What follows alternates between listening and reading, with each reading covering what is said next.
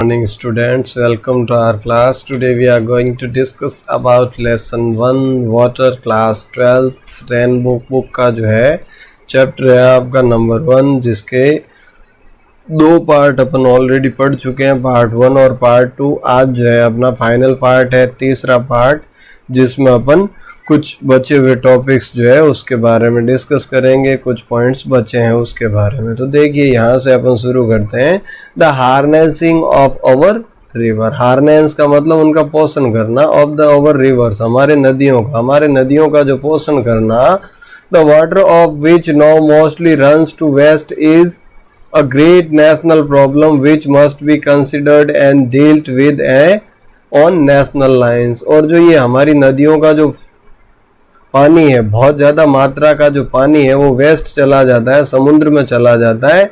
ये हमारे देश की सबसे बड़ी समस्या है और इस समस्या पर जो है विचार करना चाहिए और इसको जो है राष्ट्रीय स्तर पर समाधान करना चाहिए। और अगर थोड़ी बहुत आप पॉलिटिकल समझ रखते हैं, राजनीति की समझ रखते हैं, तो जब अटल बिहारी वाजपेयी भारत के प्रधानमंत्री थे, जब उनका एक टेन्योर पूरा हो गया था, स्वर्णिम चतुर्भुज के नाम से जो 4 शहरों को जोड़ने का काम हुआ, और दूसरे सेंस में जो है उनके सेकंड टेन्योर का यही नारा भी यही था, नदी जोड़ो परियोजना, यानी सारी नदियों को आपस में जोड़ दो और बाकी नहरों के द्वारा जो है सिंचाई के लिए जल उपलब्ध करवा दो। अगर वो पॉलिसी इम्प्लीमेंट हो जाती तो आज जो है भारत की स्थिति कुछ और होती, लेकिन दुर्भाग्य से ऐसा हो नहीं पाया। लेकिन उम्मीद करते हैं कि अगर वो प्लान इम्प्लीमेंट हो जाता है, नदियों को अगर सारी नदी एक साथ जुड़ जाती है, तो अगर नदी जोड़ो प्लान जो हो गया है, या नदियों को आपस में जोड़कर नहरों के द्वारा डिफरेंट पार्ट्स में अगर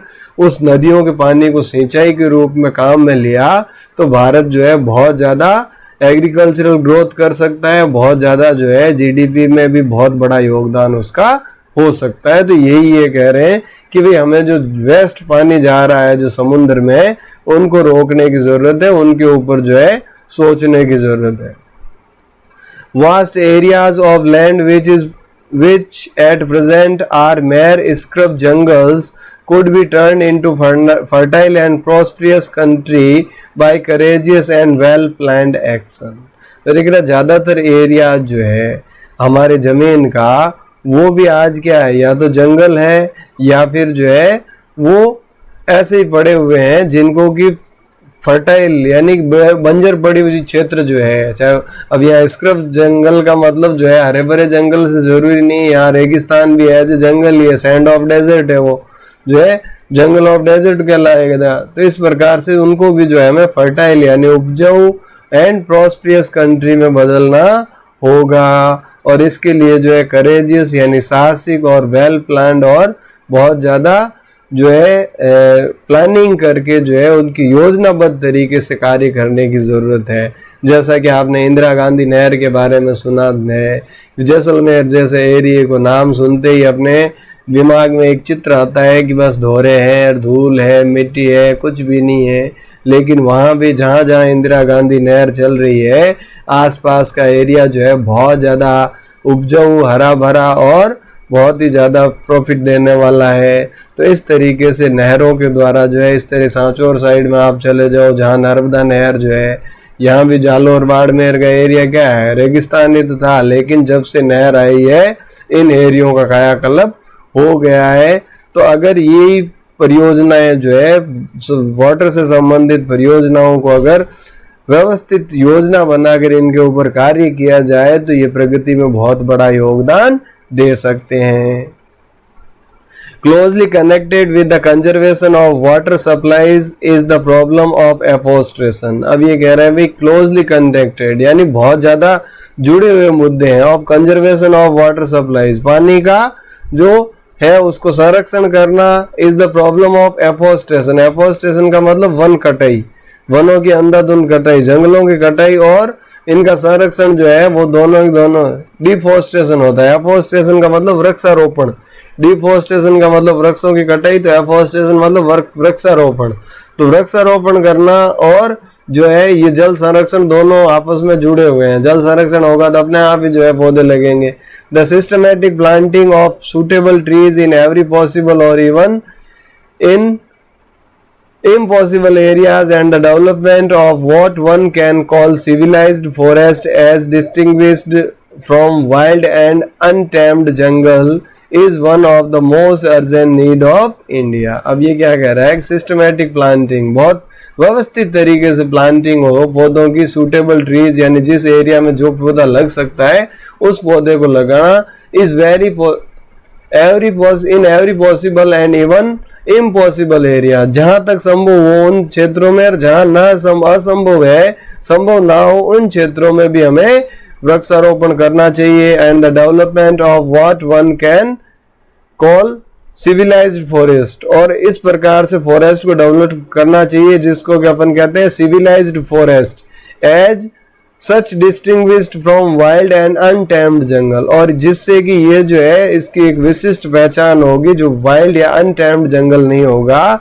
is one of the most urgent need of India, ये भारत की सबसे बड़ी जरूरत है कि आज जो है हमें बहुत ज़्यादा जंगल छोड़ने की ज़रूरत नहीं है, लेकिन एक सिस्टमेटिक, एक सिविलाइज्ड फॉरेस्ट विकसित करने की ज़रूरत है कि भाई कुछ एरिया जो है वो परसेंटेज तय कर लें कि इतने परसेंटेज एरिया पे ग्रीनरी होगी और इसमें जो है ये सिटीज वगैरह जो है, तो उस तरीके से एक सिविलाइज्ड फॉरेस्ट लगाने की ज़रूरत है। Such plantations would directly or indirectly prove a source of untold wealth to the country। और इस तरीके का जो प्लांटेशन है, जो वृक्षारोपण है, वो प्रत्यक्ष से अप्रत्यक्ष रूप से बहुत ही ज़्यादा जो है एक सोर्स बनेगा संसाधनों का, ऑफ अनटोल्ड वेल्थ, यानी उस संपदा का जो बताई नहीं जा सकती, देश की संपदा में जो है ये प्रत्यक्ष से अप्रत्यक्ष रूप से बहुत बड़ा योगदान देगा। They would check soil erosion, वो मिट्टी के कटाव को रोकेंगे, and conserve the rainfall of the country from flowing away to waste, और जो संरक्षण करेंगे बारिश के पानी का भी, जो कि क्या होती है फ्लोइंग बहकर चला जाता है वेस्ट में। And would provide the necessary supplies of cheap fuel, और जो है इससे हमें जो है सस्ता फ्यूल भी मिलेगा।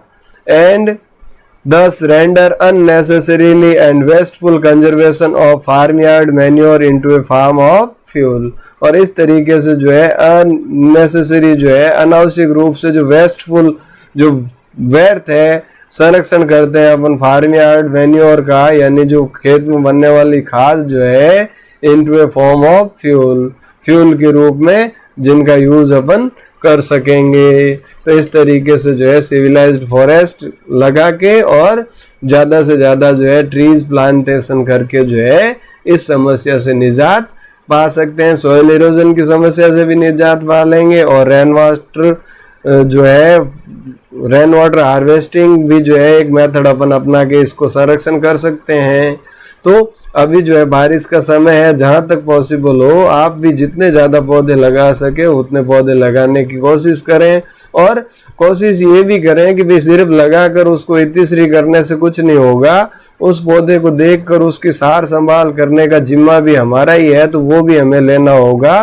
तो उतने ही पौधे लगाएं जिनकी आप जो है वो सार संभाल कर सको। लगाने को तो 500 पौधे लगा दिए, लेकिन पन पे 5 भी नहीं, तो वो पौधे लगाने का भी कोई फायदा नहीं होना।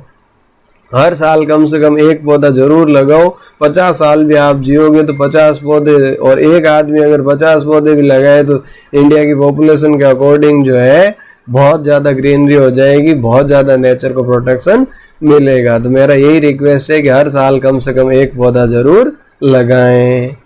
The measures necessary to control the movement of water and conserve its supplies can also serve subsidiary purpose of values to the life of the countryside। अभी कह रहा मेजर्स यानी जो मानक है, necessary to control जो कि नेसेसरी आवश्यक है कंट्रोल करने में, नियंत्रित करने में, of the movement of water, किसको, पानी के मूवमेंट को, एंड कंजर्व और संरक्षण करने को, इट्स सप्लाई इसकी सप्लाई को, कैन ऑल्सो सर्व यानी वो भी जो है कर सकते हैं सब्सिडरी पर्पस, एक secondary purpose of value to life of the countryside यानी जो ग्रामीण जीवन है उसको जो है वैल्यू प्रदान कर सकता है।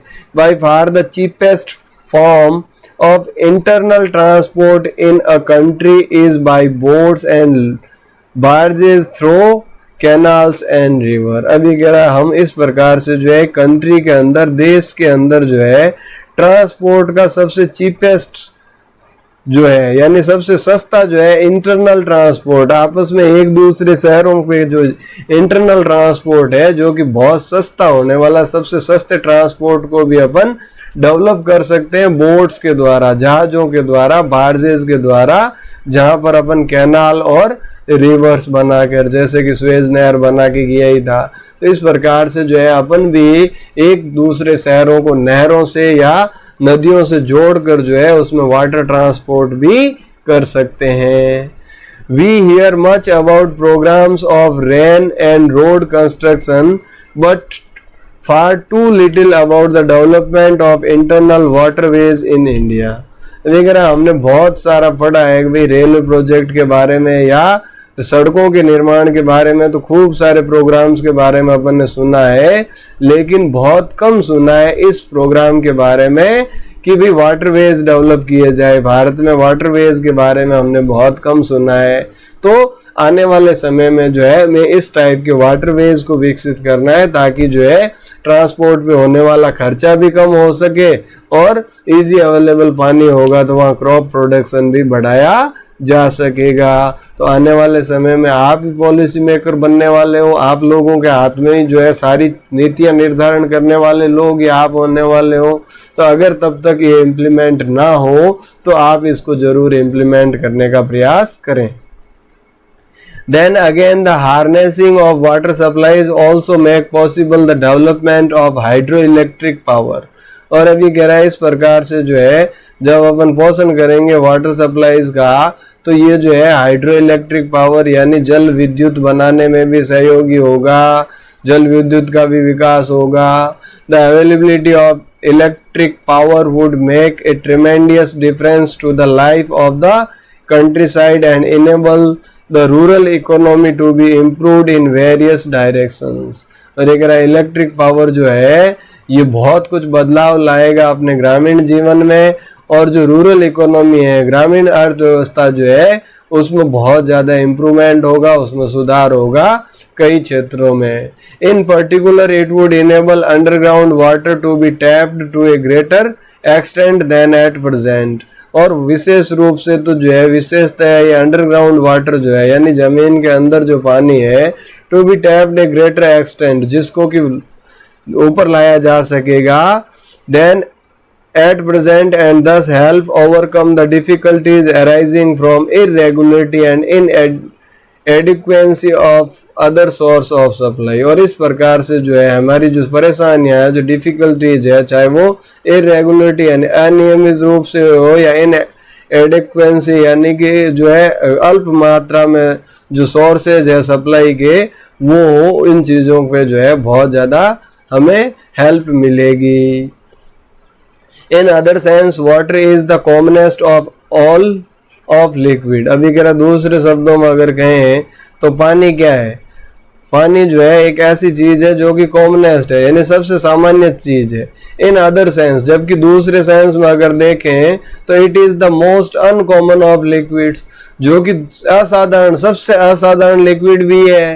भाई एक तरफ तो पानी क्या है, सबसे साधारण लिक्विड है, सबसे आसानी से मिलने वाला, और कहने में भी क्या है पानी से पतला क्या है, यानी कोई वैल्यू ही नहीं समझते अपन पानी की। तो लेकिन दूसरी तरफ क्या है कि यही पानी जो है वो सबसे ज्यादा अनकॉमन लिक्विड में भी है, क्योंकि इसकी अमेजिंग प्रॉपर्टीज है, इसकी जो प्रॉपर्टीज है वो बहुत ज्यादा अमेजिंग है, which are responsible for its unique power of maintaining animal and plant life. जो कि क्या है रिस्पॉन्सिबल यानी कि जो है वो उत्तरदायी है, इट्स यूनिक पावर, इसका जो यूनिक यानी विशेष शक्ति जो है वो मेंटेनिंग बनाए रखने में एनिमल एंड प्लांट लाइफ, जो एनिमल्स है जो प्लांट है इनकी लाइफ को बनाकर रखने में भी जो है इसका सबसे महत्वपूर्ण योगदान है। The investigation of the nature and properties of water is therefore the highest scientific interest. विग्रह इसी प्रकार से जो इन्वेस्टिगेशन है, जो अनुसंधान है, किसके बारे में? ऑफ द नेचर, प्रकृति का, एंड प्रॉपर्टीज ऑफ वाटर, और वाटर की जो प्रॉपर्टीज है, वाटर की जो वैल्यू है उसके बारे में, therefore of the highest scientific interest, ये जो है हमारा उच्च वैज्ञानिक रुचि का विषय होना चाहिए, and is far from being an exhausted field of research, और ये जो है एग्जॉस्टेड का मतलब उबाऊ, थका हुआ होना, फील्ड ऑफ रिसर्च यानी रिसर्च का, अनुसंधान का क्षेत्र। तो ये जो है एक बहुत ही ज्यादा अनुसंधान का बहुत ही मतलब इंटरेस्टिंग सब्जेक्ट है। नेचर और वाटर की प्रॉपर्टीज को, इनके रिसर्च को जो है वो बढ़ावा देना पड़ेगा, इनके ऊपर जो है इन्वेस्टिगेशन करना पड़ेगा, और इस तरह की टेक्निक्स का हमें प्रयोग करना पड़ेगा, जिससे कि जो है आने वाले टाइम में ये वाटर से रिलेटेड जो प्रॉब्लम्स है इनको दूर किया जा सके, और जो भी ये रेगिस्तान या डेजर्ट एरिया जो है इनको जो है ग्रीनरी में तब्दील किया जा सके। तो उम्मीद करता हूँ आज का जो ये चैप्टर अपन ने वाटर पढ़ा है, इसमें जो वाटर के इम्पोर्टेंस के बारे में आपने समझा, और ये भी जाना कि किस प्रकार से वाटर जो है बहुत ज़्यादा ज़रूरी है अपने लिए, एनिमल्स के लिए, प्लांट के लिए, साथ ही साथ इसकी जो अमेजिंग प्रॉपर्टीज़ है उसके बारे में भी जाना, और ये जो है किस तरह से एक वाइटल रोल अदा करता है पूरे ह्यूमन डेवलपमेंट में, पूरे अर्थ के डेवलपमेंट में, इस चीज़ को अपन ने जाना। आई होप आपको ये सारी चीज़ें समझ में आई होगी, और एग्जाम के पॉइंट ऑफ व्यू के अलावा जो है आप इसको लाइफ के पॉइंट ऑफ व्यू से देखते हुए निजी जीवन में इम्प्लीमेंट करने के प्रयास करेंगे। इसी आशा के साथ आज के सेशन को यहीं समाप्त करते हैं। Thank you. जय हिंद, जय भारत।